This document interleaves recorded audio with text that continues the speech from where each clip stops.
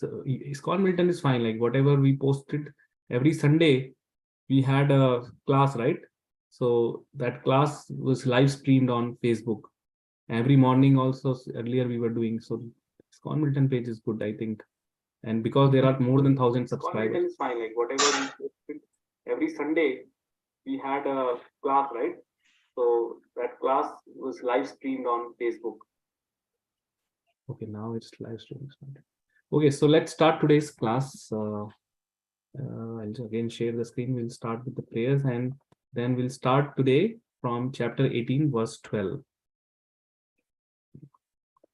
Om Agnanam Timrandasya Gyananjana Shalakaya Yena Tasmai Shri Guruve Namaha Shri Chaitanya Manobhishtam Stapitam Yena Bhutale Swaram Rupa Kadamaya Dadati Swapadantikam Vandeham Shri Guru Shri Yuta Padakamalam Shri Guru Vaishnava Shri Rupam Sagrajatam Sajivam Advaitam Savadutam Krishna Chaitanya Devam Shri Radha Krishna Padan Sagana Lalita Shri Vitasha He Krishna Karuna Bandhu Jagatpade Gopesha Gopika Radha Kanta Sapta Kanchan Gaurangi Radhe Vrindavaneshwari Vishabhanu Sate Devi Pranamami Vanchakam Kripa Sindhu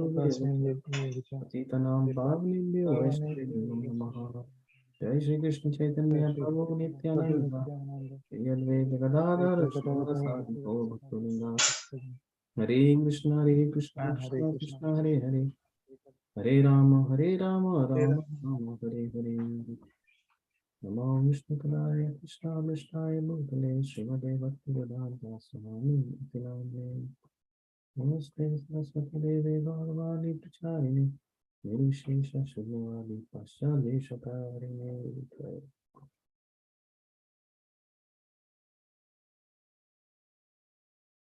Om Namo Bhagavate Vasudevaya Om Namo Bhagavate Vasudevaya Om Namo Bhagavate Vasudevaya. Okay, so let's resume today's class. So today we will start from chapter 18, verse 12. And if you see, chapter 18 is the conclusion, the perfection of renunciation. So it's the one of the largest chapter in Bhagavad Gita. It has 78 verses. But these are very, very important verses because now Krishna is concluding the Bhagavad Gita. So he told everything to Arjuna in till chapter 17, but now he's concluding and giving his final verdict. Okay, so we'll see verse 12.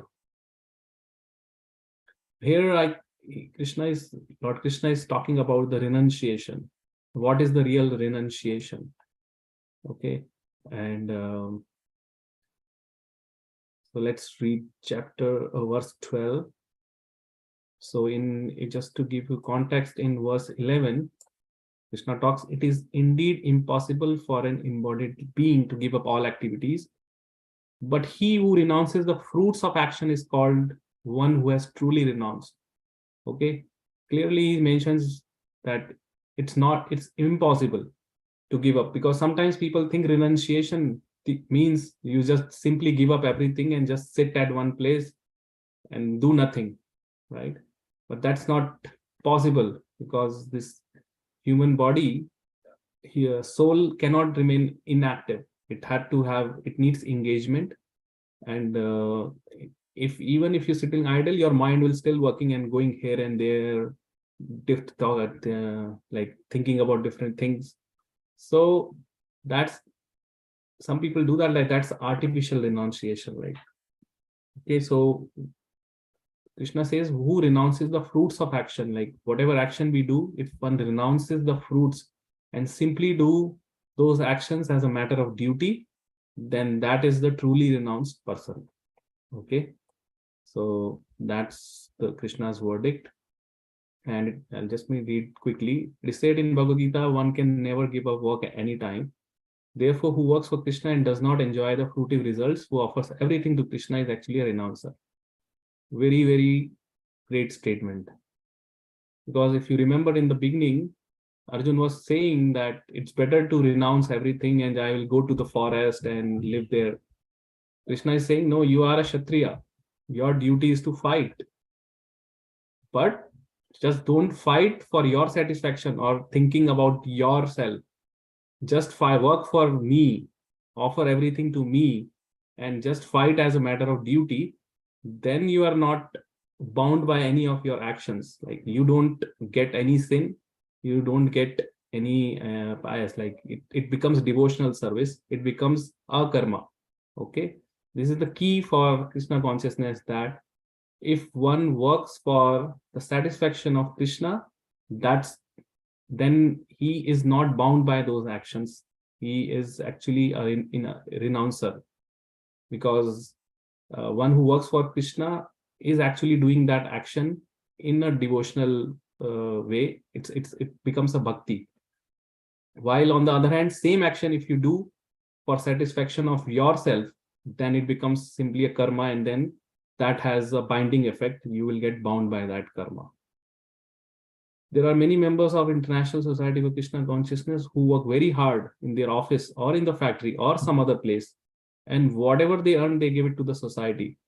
Okay, so these are talking about people like Grihasthas, who are part of ISKCON and who have their full-time job, factory, professions, and they give part of their earning to the society.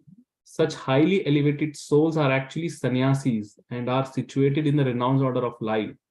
It is clearly outlined here how to renounce the fruits of work and for what purpose fruit should be renounced. So Prabhupada is saying all those people, devotees, who are working full-time, keeping, but with the consciousness that I am working as a matter of duty, but I will offer all the fruits to Krishna. And how they do that? They support international, like ISKCON temples, by giving a portion of their hard-earned income as a donation to the society.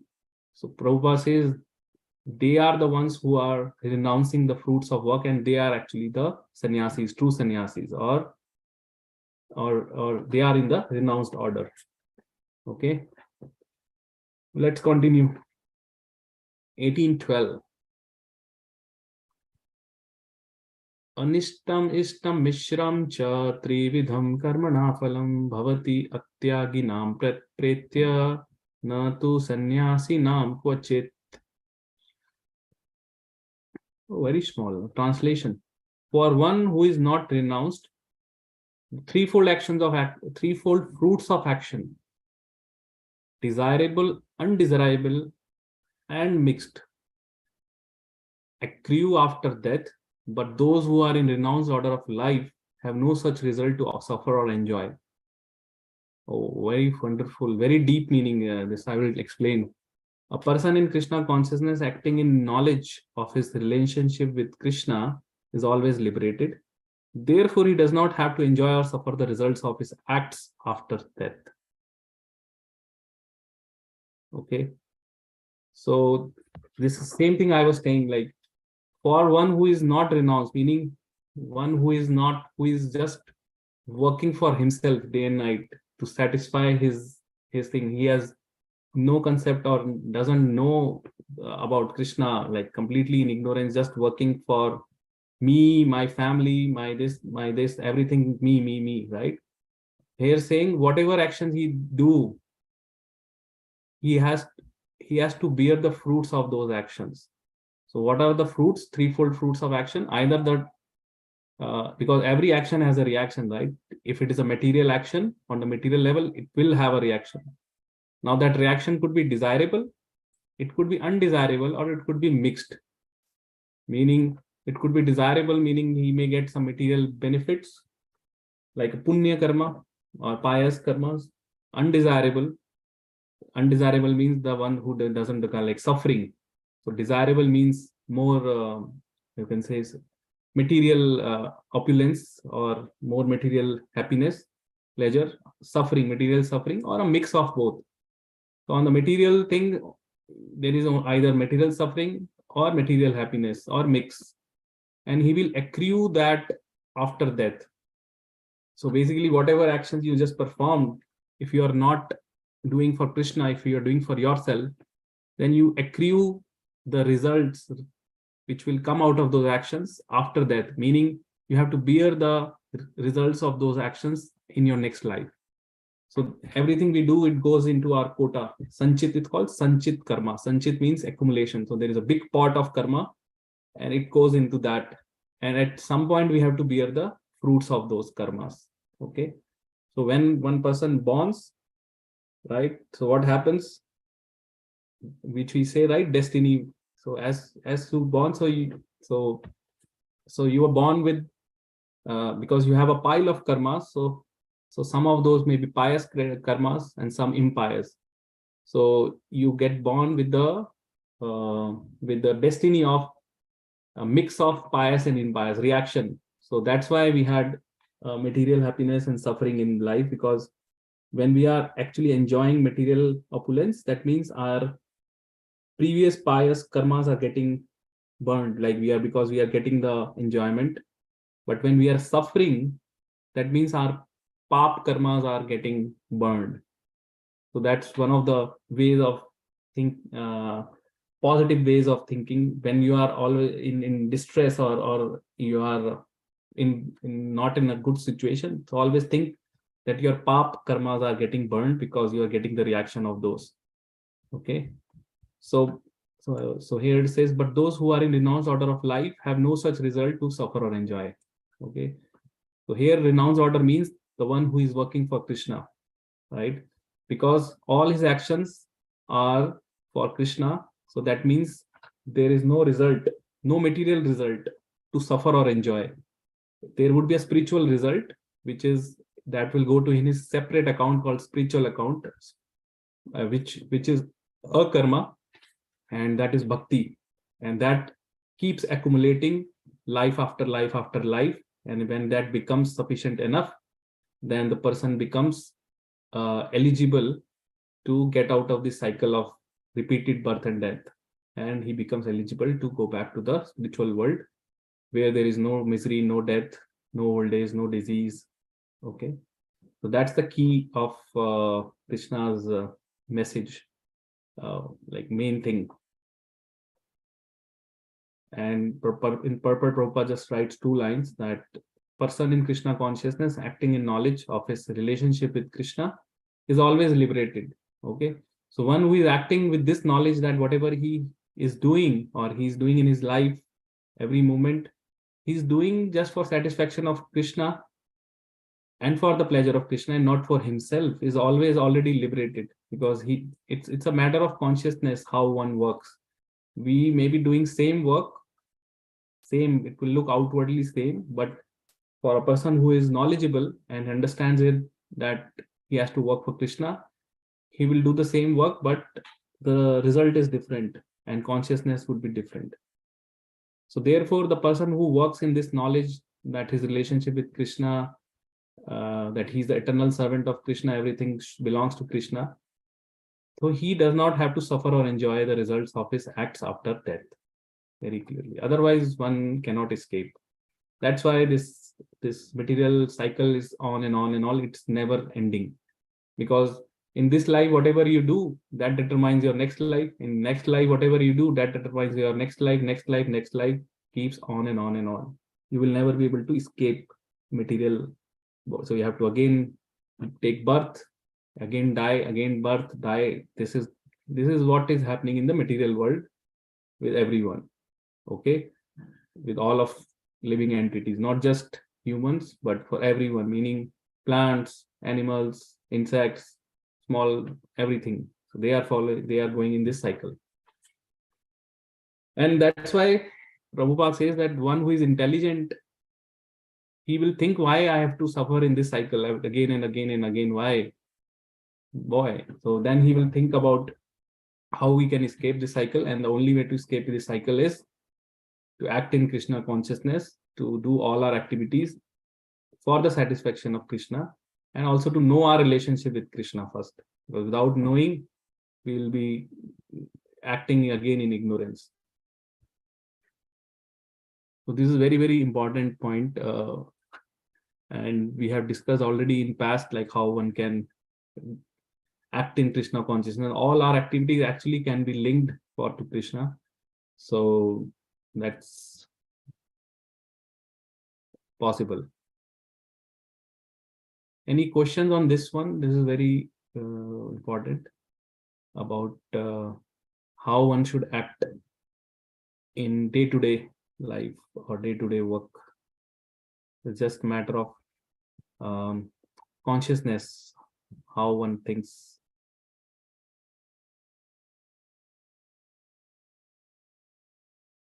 Okay, let's move to the next one.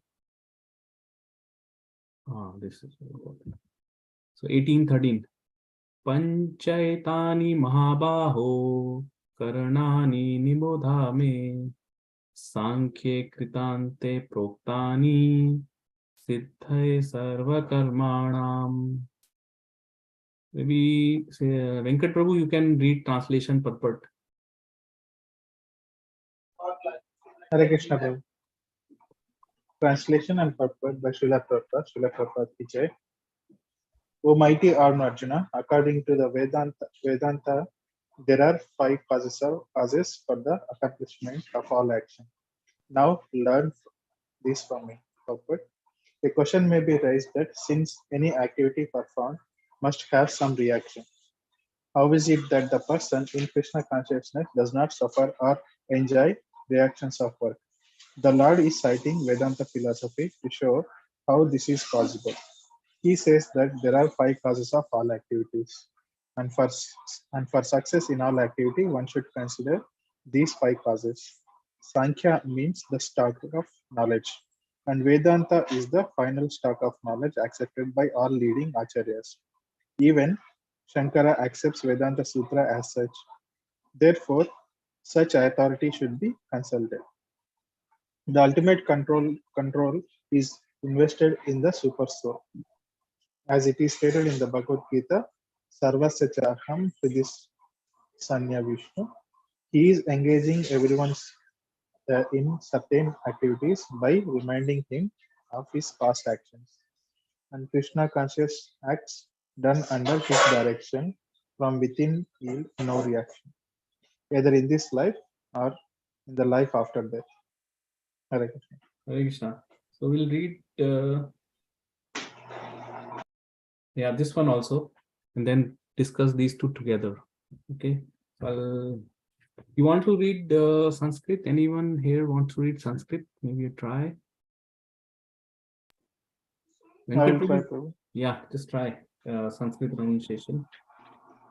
Adhishtanam tatha karta karanam cha pratak vidham vividascha pratak chesta daivam chaivatra panchamam. Translation and purport by Srila just read these two also. Yeah.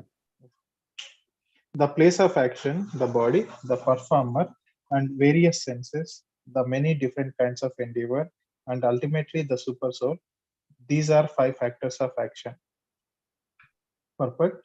The word adhisthanam refers to body. The soul within the body is acting to bring about the results of activity and is therefore known as karta, the doer. The soul is the knower and the doer is stated in the Shruti. Ishahi Drishta Shastra. Prasna Upanishad 4.9. It is also confirmed in the Vedanta Sutra by the verses Jnano Atha Eva 2.13.18 and Kruta Sastra Tattvat 2.3.33. The instruments of an action are the senses, and by the senses, the soul acts in various ways. For each and every action, there is a different behavior. But all one's activities depend on will of the super soul, who is seated within the heart as a friend. The Supreme Lord is the super cause. Under these circumstances, he who is acting in Krishna consciousness under the direction of the super soul situated within the heart is naturally not bound by any activity. Those in complete Krishna consciousness are not ultimately responsible for their actions. Everything is dependent on the supreme will, the super soul, the supreme personality of Godhead. Hare Krishna. Hare Krishna. Okay. So now we are entering a different phase in the sense, different topic now. So till 1812, Krishna talks about renunciation, and he says that he gives a definition of one who is renounced, like, right? So we discussed that the one who does not, one who gives up the fruits of his action and works for Lord Krishna is the one who is truly renounced. Okay, but otherwise, the one who works for himself or his family or for his enjoyment, he is not in renounce, and he has to bear the fruits of his action. And that's the cause of this material world. Because any action which we do has a reaction, has a reaction, and that reaction will bind him to the cycle of birth and death. It's a chain reaction. It continuously goes on and on and on. But the one who works for Krishna does not need to suffer either happiness, or material happiness, or material distress, because those actions do not produce any material reaction. Instead, it produces spiritual reaction, and that does not give any material either happiness or distress. So he does not have to either suffer or enjoy the fruits. So that's what was mentioned in 1812, that for one who is not renounced, the threefold fruits of action, desirable, undesirable, and mixed, accrue after death. But those who are in renounced order of life have no such result of suffer or enjoy. Okay. So now from 1813, Krishna talks about that there are 5 factors for successful accomplishment of any action. Okay. So there are always 5 factors. Whatever we do, let's say from today I say, okay, I want to go from my place and drive and go to XZ place, let's say Toronto. So there would always be 5 factors, 5 causes, which will determine whether your action will be completed or it will fail. Okay, so Krishna says that it's not us that we determine what would be the result of our action. So there are always 5 factors, 5 causes, which will determine the accomplishment of all actions. Okay, and this is also mentioned in Vedanta Sutra. So let's discuss what are those 5 factors. So first factor is adhishtanam, that's the place of action. So place of action, the performer or the karta. Karta means the performer who is doing that action. Now how he do his action is various senses. Let's go one by one. The body. So we all know we are the soul, and soul is covered by the body, right? So first factor is the body, place of action.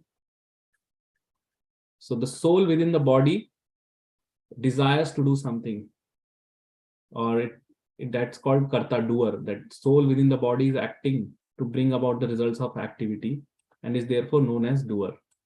So let's say some thought comes, or some desire comes, or something comes that I need to perform this action. So for one of the factors is the soul, which is called the karta or the doer. But the soul needs the body or the place of action, right? Its soul just cannot act on its own, so it needs the body. So then the second factor is the place of action, which is the body. And third is the many senses. So we always perform any action with our senses, right? Either with hand, mouth. Let's say when we eat, we perform through mouth. When we go out, we have to use our body, legs, everything. So then the third factor is the various senses which we had. That also determines whether the our action would be accomplished or not accomplished. Okay, so first three are related to the body, soul, various senses, which we had, the many different kinds of endeavor. In Sanskrit, it's mentioned here, cheshtata, the endeavors. Okay, so now this endeavor could be good, endeavor could be bad, but endeavor has to be there. Without any endeavor, if there is no endeavor for any action, then how the action will be there? For example, when there is a building to be constructed, there is an endeavor, right? There is an endeavor that yes, we have to construct this building. So that endeavor is again one of the factors. Okay, so it's rare written for each and every action there is a different endeavor. So that's also one of the factors. And finally, the most important is the super soul.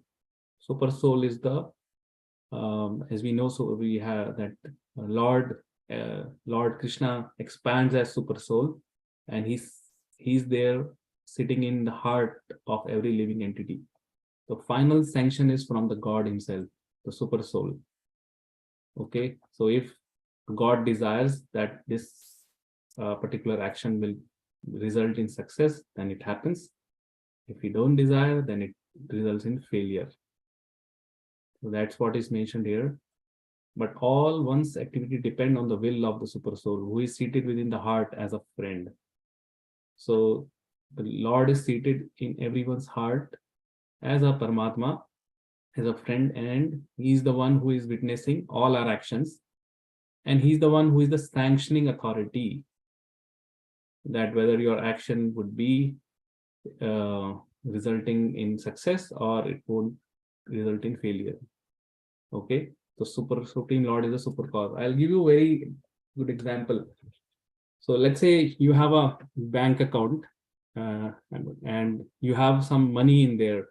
Okay, so and you go to the bank and you say, I want to withdraw $500 from my account. I have this money. Okay, so then the teller there, he checks your bank, and he's the one who will say or sanction, yes, you have the money, and he is the one who sanctions, or he can say, no, you don't have, and he can deny. So there is always a sanctioning authority in any even in material places, who is the one who sanctions. Same is goes with the budget thing, right? There is someone who sanctions the budget in big corporations. So similarly, for all our actions, the sanctioning authority is the super soul or the Lord himself, who is seated within everyone's heart as a super soul, as a friend.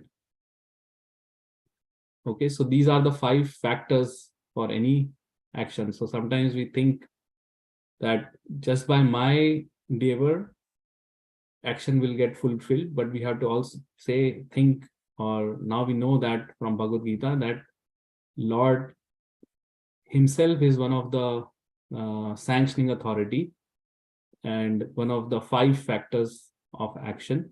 Without his sanction, nothing can happen. So we can endeavor, we can try to do, but sometimes there is failure in life, right? So that time we should not get disturbed or dejected. You say like, this may be the will of God. Maybe there's something better maybe planned for me. Lord may have planned something better for me, and that's why I got failed in this attempt or this endeavor. So one should not think that he's a failure, because everything is not dependent on simply the person. Okay. Now the question comes that how come who work for the pleasure of the Lord, he does not get the reaction of his work?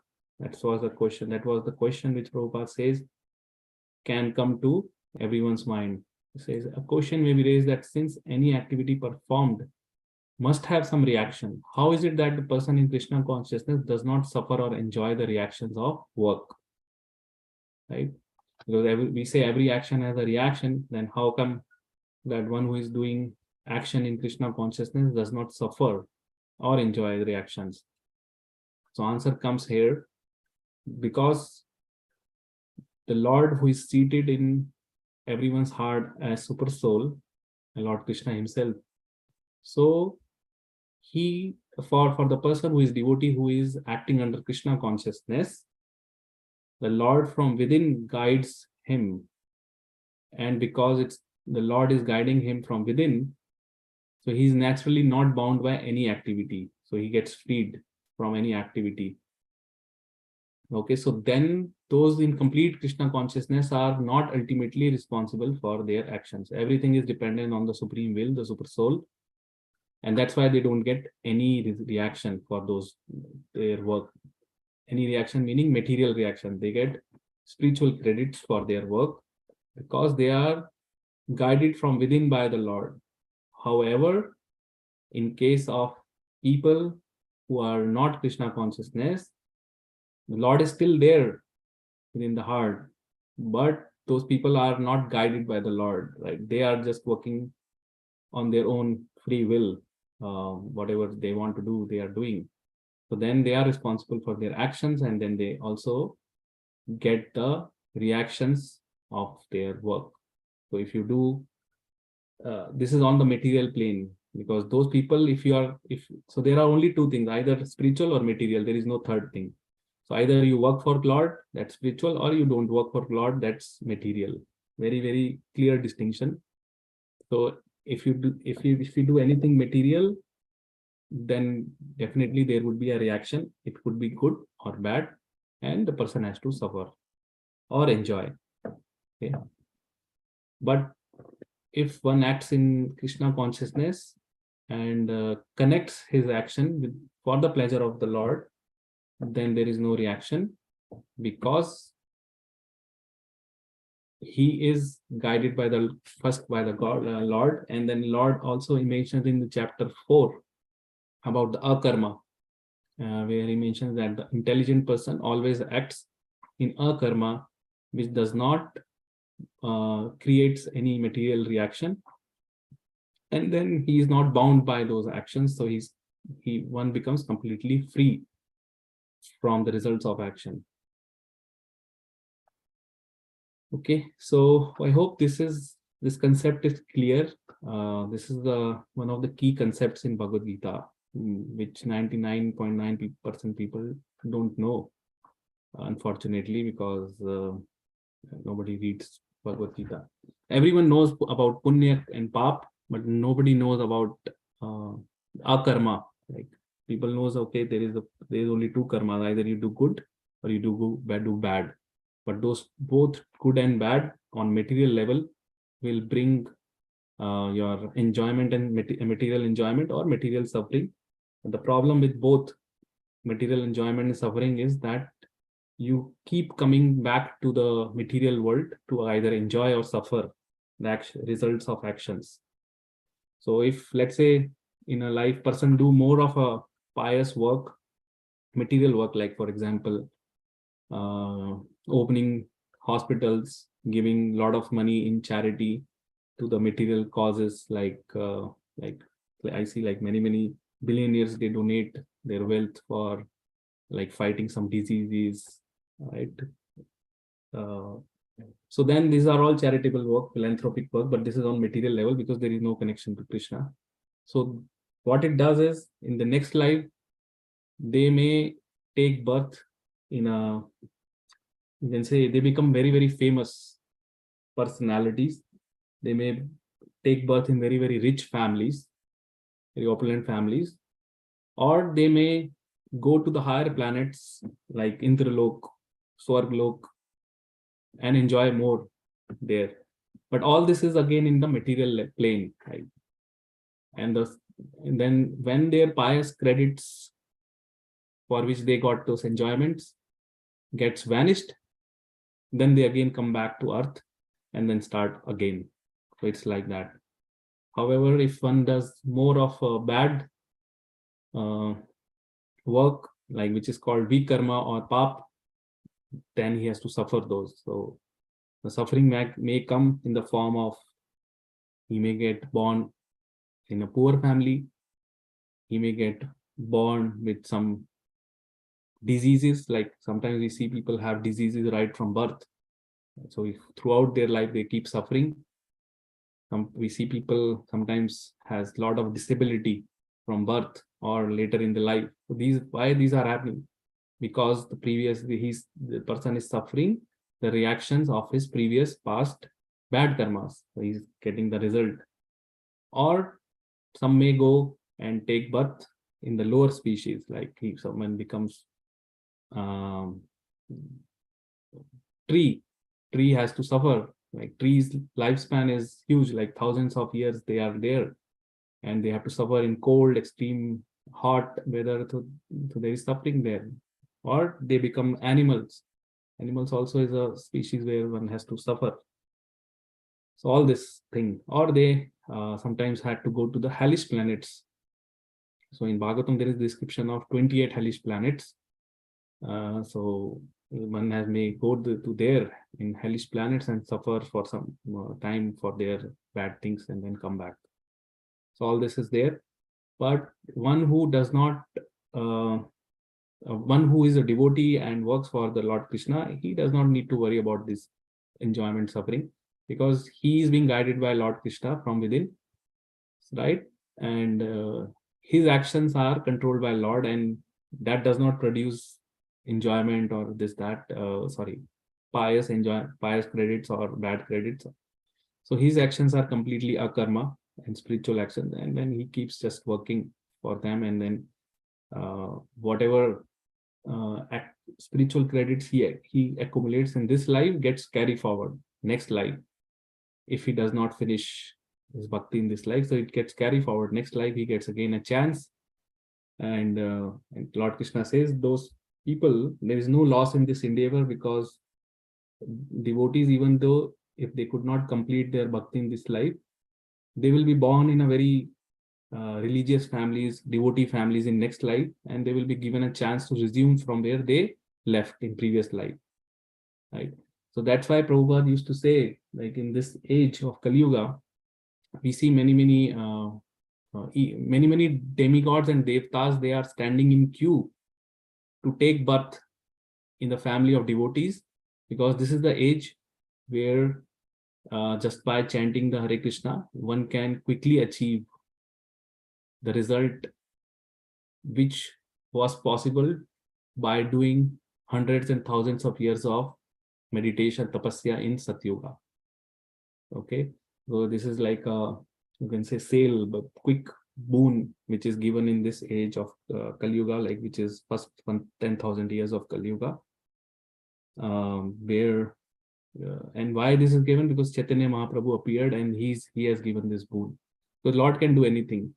So this is a golden age where it's very comparatively relatively easier than other ages to achieve spiritual perfection and go to the spiritual world.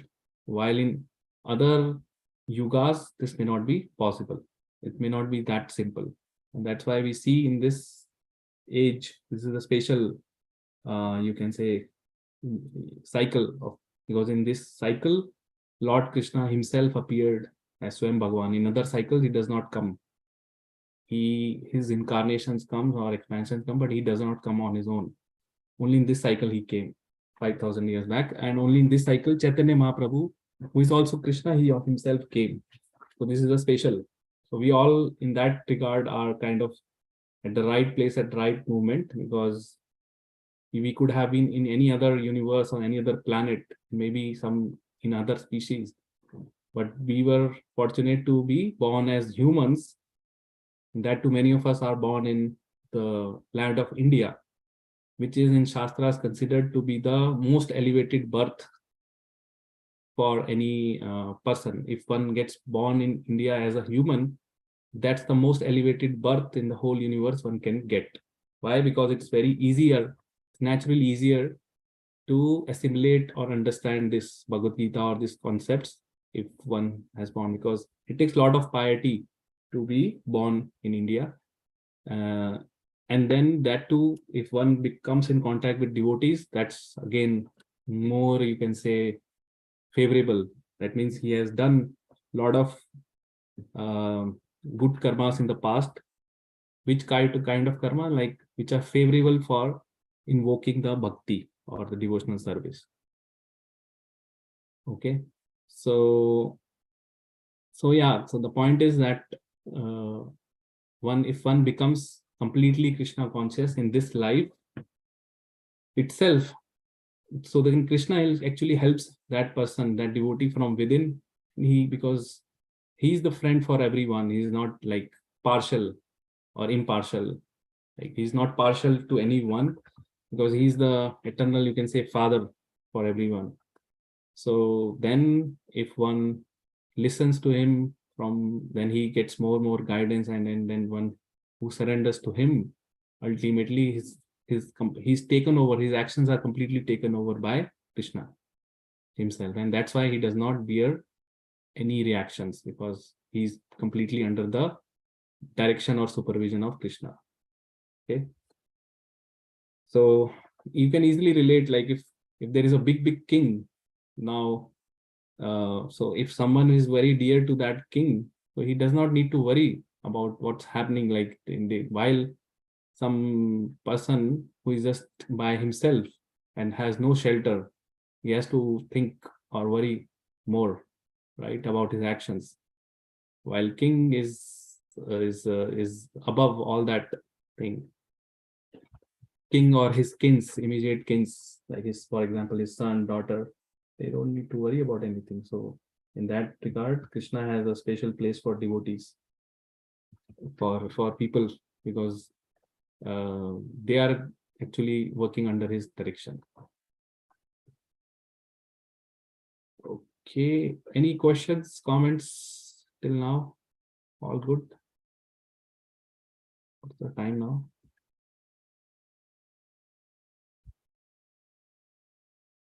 12:06. Okay, we have more time. Let's continue then. 18:15 and 18:16 we can do together.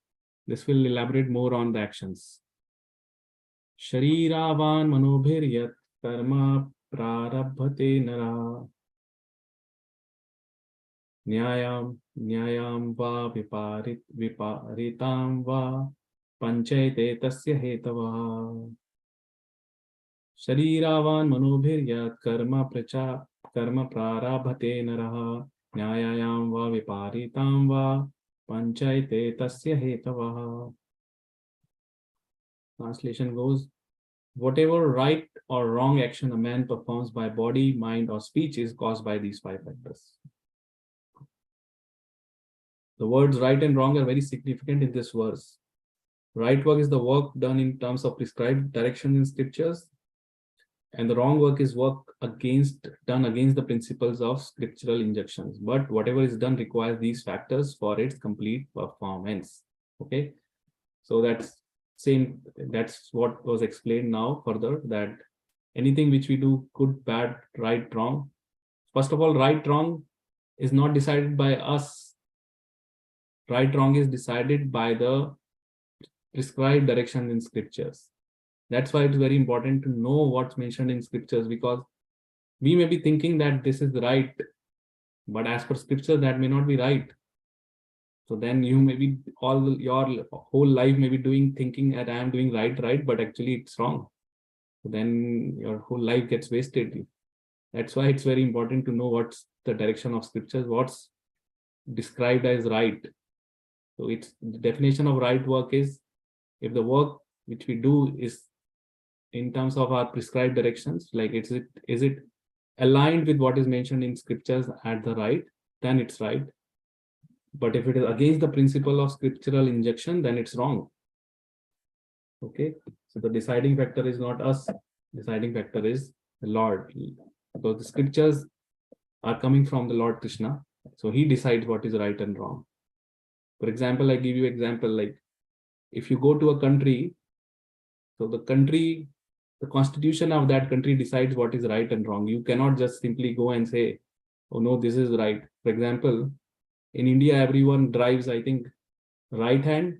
Now, if you come to Canada or US and you say, like, according to me, I used to drive like that, so I will keep driving here. But that doesn't work here.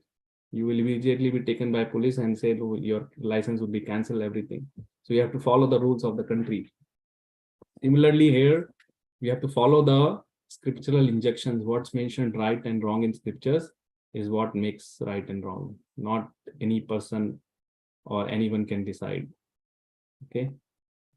But whatever is done, either right or wrong action, the 5 factors which we discussed, they determine its complete performance. Let's move on.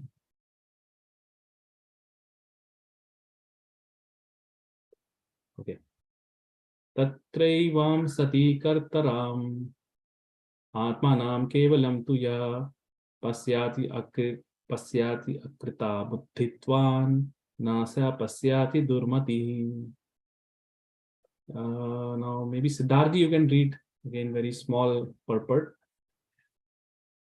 Oh, okay, Prabhuji, Hare Krishna. Translation. Therefore, one who thinks himself the only doer, not considering the 5 factors, is certainly not very intelligent and cannot see things as they are. Purport. A foolish person cannot understand that the super soul is sitting as a friend within and conducting his actions.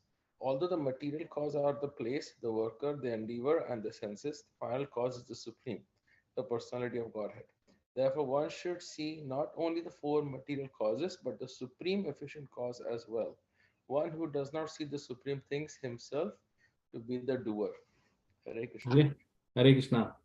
So sometimes people say, right, they deny that there is the supreme authority of Lord. They think that we are the doers. Like, okay, if I desire, then my desire should be fulfilled. But here it says, the one who thinks himself only the doer is a foolish person. Durmatihi, the word uses durmatihi. Dur means like his mati is dur. Mati means his man. Dur means it's bad, like wrong. So he's durmati, foolish person. So that's the thing. Like that's why sometimes people try to challenge the laws of nature and things. For example, I read sometimes like scientists try to conquer over the death. They're still investigating or researching or trying to devise ways that they can overcome death. But that will not happen ever, because this world is designed by Lord. So he dictates how this world will work, material world will work. Right? So nobody can conquer death or prolong death. Whenever it has to come, it has to come. So those are the laws of nature which are decided by Lord. So one cannot change that. And here it's mentioned that, as we discussed, there are 5 factors which determine any action: body, the soul, the senses, endeavor, and finally the Lord, super soul. Always in any action which we do, 5 factors are there, and Lord is the ultimate sanctioning authority. It says, right, not even a leaf moves without the will of the Lord. Bhagwan ki marzi ke bina patta bhi nahi hilta. That's actually true. In whatever is happening in this whole creation, everything is happening by his sanction. Nothing will happen without his sanction. So foolish person may think that I am the doer, I am the one who is doing everything, and he may ignore because he has no knowledge, but that's a stupidity. So there is always someone supreme who sanctions. So now someone may say that why the Lord sanctions the actions of bad people. For example, there is thief, right? So let's say thief, his work is only to steal every day. That's his profession. Every day he decides, okay, now I have to go in this house and that house to steal, right? So again, these 5 actions will come to the play, 5 factors. He cannot complete his stealing without the will of the Lord unless the Lord sanctions, right? Because it's in the previous verse we read,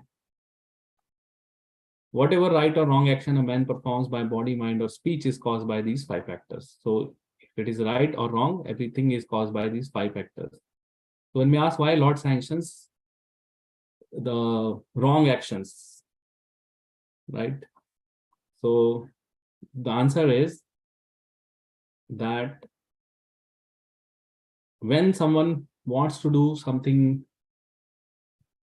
bad, for example, harming or killing someone or stealing something, so Lord actually from within tells him that this is wrong.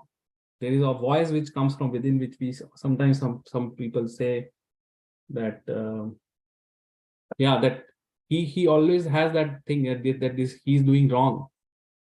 But then if he ignores that voice or ignores that and still keeps doing, then Lord think that this guy is foolish, like let him suffer, then what he can do.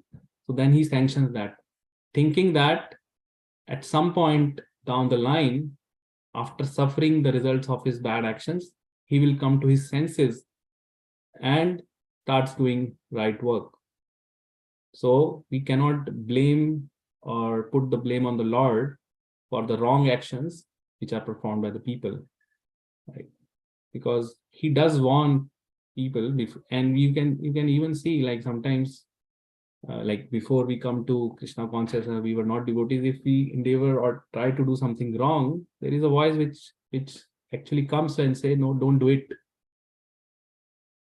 And if we follow that, then we are safe, like we are on right path. But if we do it, ignore that and still do the bad wrong action, then we have to suffer the reaction. So then Lord also, how long he can keep saying, no, don't do it.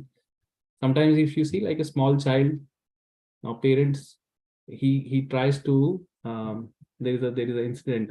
So once Prabhupada, this only tells that he has a small child, so there is a fan moving. Now he wants to touch that fan.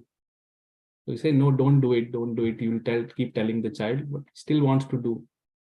But once he tries and then he gets the reaction, then next time he won't do. Right? So same is the case.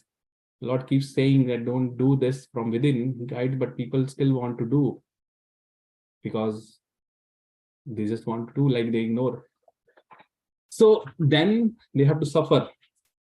Other factor which we discussed is there are two kinds of people in chapter number, which was the chapter? I think 16. Divine and demoniac, right? Yeah, divine and demoniac natures, 16. So sometimes people are born with the demoniac nature. What can be done? Their nature itself is demoniac. So because of their nature, they are influenced by the modes of nature. They act like a demon. So then, because that's what they are born with, their nature is like that. So then they always do those kind of acts, demoniac acts. So, and then the Lord also sanctions those acts because there is no choice, like in those circumstances. So that's the reason. But we should never put blame of our wrong things or our reaction on the Lord, because whatever we enjoy or suffer, it's because of our past karma. So that way, he remains aloof from those, even though he's the sanctioning authority, but he's not part of that. He remains aloof. Okay, so that's the thing which I want to mention. Let's go back. I have a question. Yes. So how do we identify what's coming from within and like Lord is guiding us versus sometimes we say, the conflict between mind, our thinking mind, what we should be doing versus what is coming from our heart or coming from within, like Lord is guiding us. So how do you identify what is right between that when you are in those situations? Am I clear? Yeah, I think I understood to an extent, yeah, what you're trying to say. It's So your in mind, general, like we say, right? People say there's a conflict between my heart and my mind, right? yes, So sometimes yes, you take action with thinking from the thinking perspective, mind, that this is, and that action is usually different. But when it comes from within, what we say in general terms, heart, or in, we can say spiritual terms, if we think it's coming from directed by Lord, or if we have a strong belief that way. yes, So yes. Okay, so yeah, I got. So mind is very strange thing. Mind is still on the material level. It's considered. So there are, let's say first, what are material? So mind, intelligence, and false ego, they are part of our subtle body, but they are still on material level. And even in Bhagavad Gita, Arjun says to Krishna that mind, mana chanchala Krishna, mind is very, very chanchal, meaning it's very fleeting. And mind always, unless mind becomes a friend, which we can only make through the process of devotional service, most of the time mind actually wants to do something which is opposite or to the spiritual path. For example, when we want to chant, then mind says, now this is not possible, very difficult, let's go and watch something or do something. So when there is but our heart says, or the self says, no, we should chant because this is spiritual, we will go there. So sometimes we have to ignore the mind and listen to the heart. And when there is, and if we cannot determine what is right and wrong, then we have to take the help of three authorities, and that's Sadhu, Guru, and Shastra. Sadhu is the saintly people who are more advanced than us, devotees. Sadhu. Guru is the spiritual master, if one has. And Shastra is the scriptures. So we have to take the authority of this. If there is a conflict which we cannot resolve by ourselves, then there is always these three authorities which we should go by. But commonly, what I've seen, that mind always resists initially, in the initial phases, if we try to make some endeavor towards spirituality. For example, I'll give you example. Every week we had this class, right, Bhagavad Gita.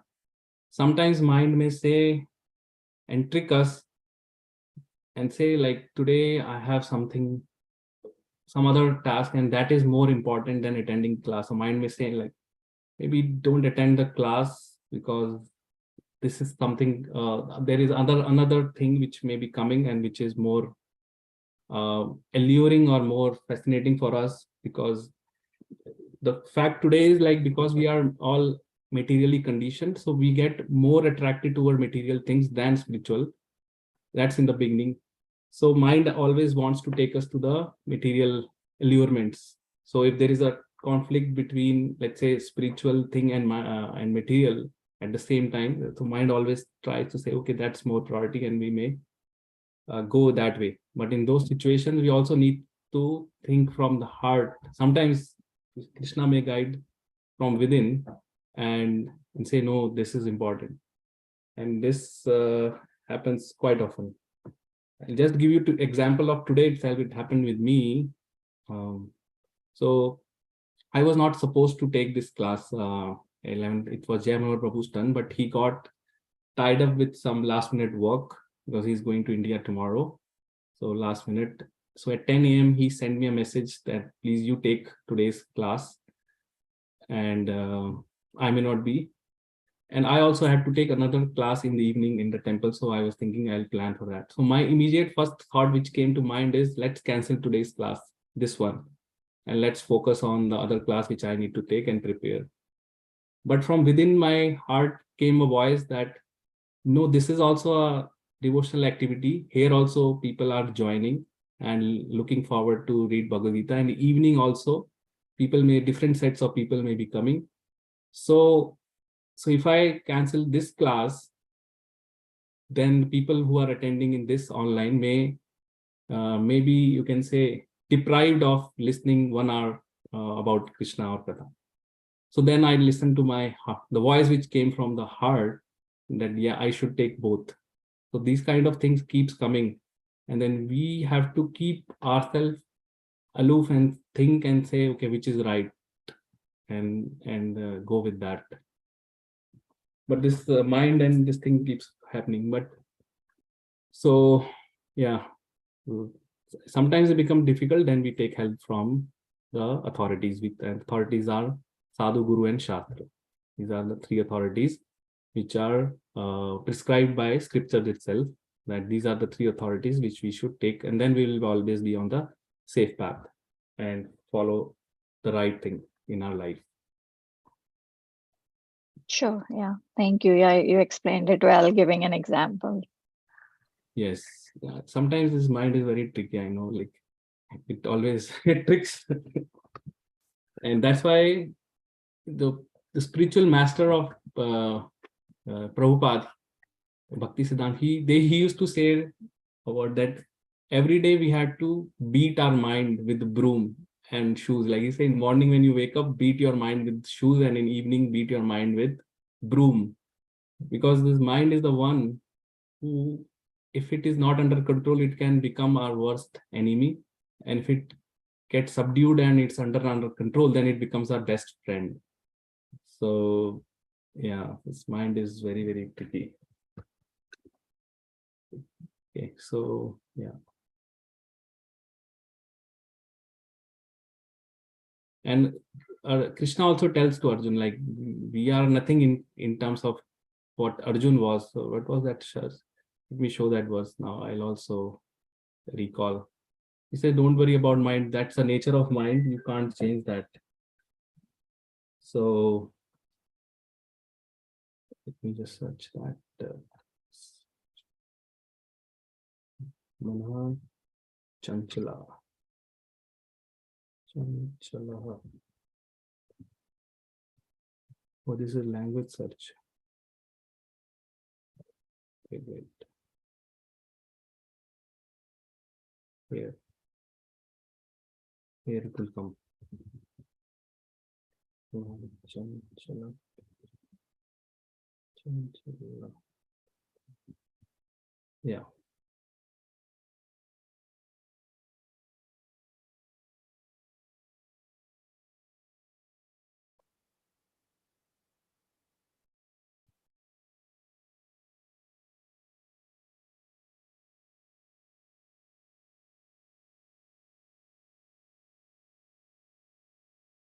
It's not searching, it's only searching Manaha Chanchala.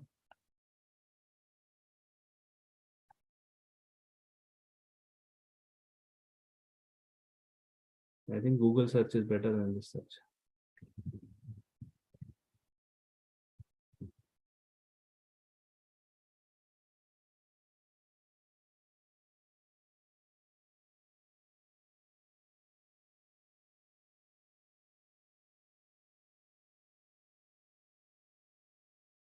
Verse 34, yeah, this is the verse. Chapter 6, 34, 634.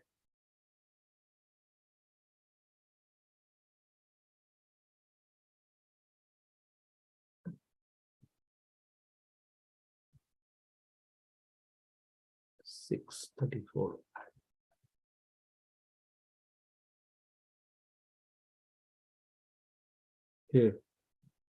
So when Krishna was telling him to meditate, so one of because this chapter was Dhyan Yoga.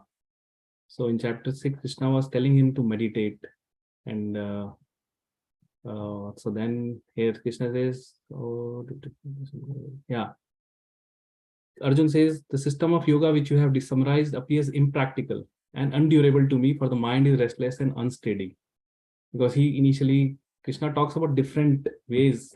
So one of the ways is Dhyan Yoga. You just meditate like a yogi in one place and meditate on his form. There, Arjun is saying that this is impractical and undurable to me, for the mind is restless and unsteady. And there he says, Chanchala hi Manha Krishna Pramati. The mind is restless, turbulent, obstinate, and very strong. Oh Krishna, and to subdue it, I think, is more difficult than controlling the wind. You see, like he makes a statement that controlling the mind is almost next to impossible, because it's like controlling the wind. So that was the situation of Arjun, who was a devotee of the Lord. And so what would be our situation? Like we are like in Kali Yuga, very, very difficult to control the mind, right? So, and then what Krishna tells him, it is undoubtedly very difficult to curb the restless mind, but it is possible by suitable practice and by detachment. Okay.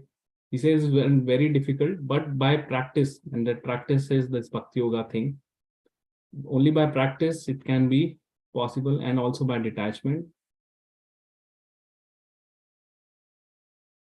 So and then he says that for one whose mind is unbridled, self-realization is difficult to work, obviously, because mind, as I was saying, is always wants us to take to the material enjoyment and all those things. But he whose mind is controlled and who strives by appropriate means is assured of success. That's my opinion. So it requires a lot of practice. That's why the process of bhakti starts with the sadhana. Bhakti means practice, regulated practice. We have to start. But at some point, the mind understands and it gets subdued, and it binds by it. Like initially, like from day one, if anyone, let's say if anyone is said, except exception that you have to every day chant 16 rounds for 2 hours, the mind will definitely resist and will say not possible, just give up. It's not possible for me to sit for 2 hours and chant 16 rounds every day. It's not possible. But by practice, 1 round, 2 round for 6 months, by practice slowly in 2-3 years, mind becomes, you can say, subdued by practice, and then it becomes possible. And then 16 rounds is not a problem. It like many devotees come to that state where mind becomes subdued, and it becomes easier to chant 16 rounds, and many people even be able to do more, 32 rounds some people chant, or on some days like that. So how is that possible? Because by practice and by detachment, the mind can be curbed and it can become subdued. But otherwise it's very, very difficult, because that's the verdict of both Arjun and Krishna. Krishna is also saying it's very undoubtedly very difficult to curb the restless mind, but only by practice it's possible. Always when your mind is difficult, just read these 3 verses and say, yes, this is the nature of mind, what can be done, but let's me practice. Okay, so let's go back to our verses. Chapter 18, we were at 16, so we finished 16. So I think now time is done, 12:30.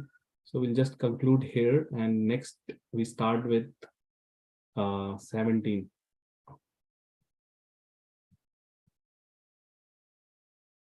17, 18, 19, 20 we'll do next class. So yeah, at this point, I just